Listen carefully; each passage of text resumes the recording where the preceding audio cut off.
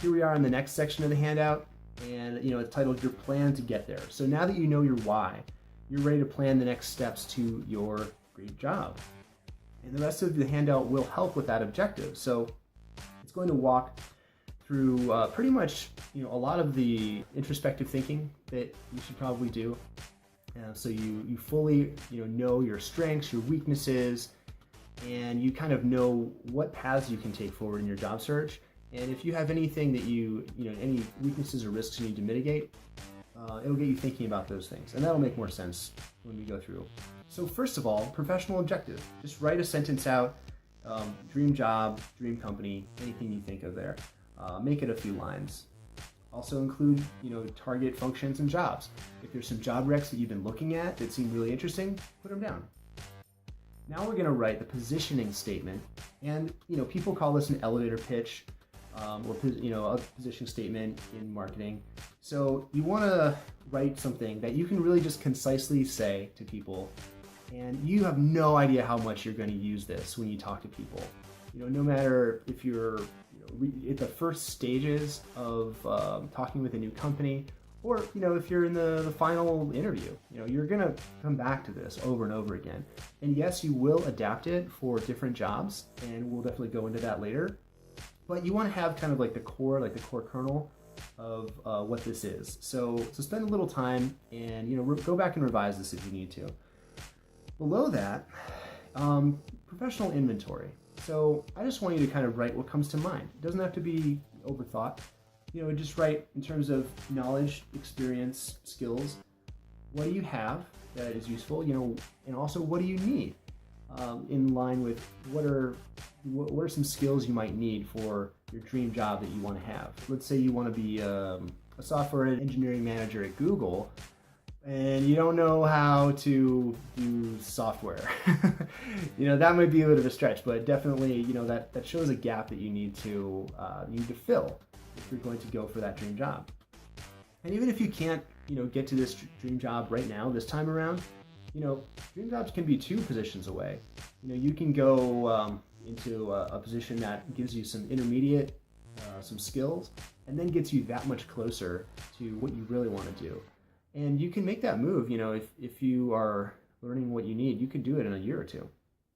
And so I also want you to write about what are some personal differentiators. This is where you can look at your personality, look at your values, your good habits, just anything that makes you better or different than others in a similar role at your company.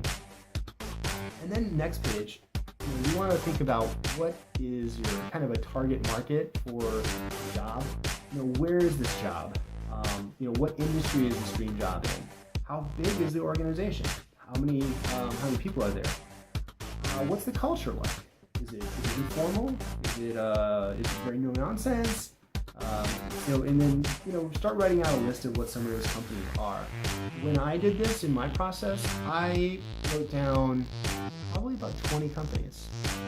So I challenge you to write those, even if there's only really a few that you're serious about. This encourages you to do a little bit of research and think maybe there are some companies that I just don't even know about. And this will encourage you to just kind of look at the job boards, look at company lists, look at business magazines, and just have an eye on what companies are doing really cool things that you might want to be a part of. And probably you're going to learn about at least 10 companies that are doing something cool that you didn't know about, which will be fun. So then moving on, there's the compensation. And so you just want to know kind of where you're at here. How much salary, based on how much do you make now, what are your goals, what do you think you should be paid, and what would be like your ideal, what would you ask for, what would you walk away at, and then other things like bonus. You might want to think about what types of bonus structure are the most appealing to you. Some people love stock. They just want to perform really high, they want to work their butts off and get tons of equity.